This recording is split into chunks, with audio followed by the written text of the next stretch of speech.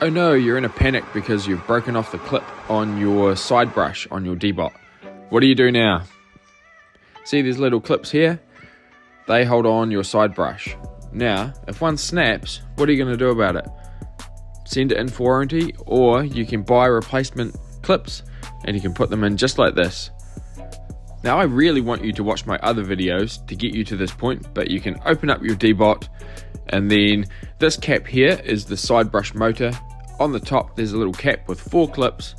You can gently pry these clips up one at a time to try and pull this cap off, and underneath is the gearbox. Once you get to this gearbox, you can get the new clip that you've bought using the link in my description, and you can pull the gears off one by one. Then you can replace the clip and put the gears back in.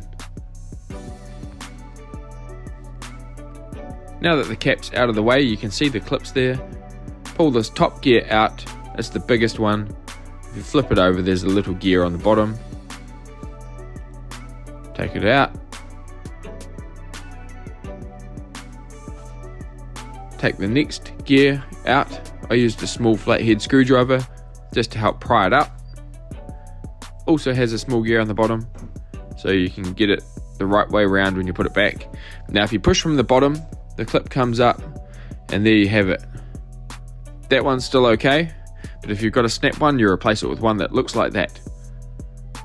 So here we are pretending we're putting the new one back in.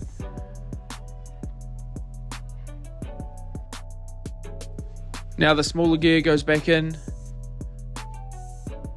the bigger gear goes back in, and spin it and make sure that everything turns properly and doesn't jam up. You don't want to rub out too much of the grease that's in there because that's important, but you can put the cap back on top. Be very careful not to crimp the wires on the other side there, and then push down to click it into place. Make sure that all the clips are clipped back into place and you're ready to put the robot back together, and your clip will be working.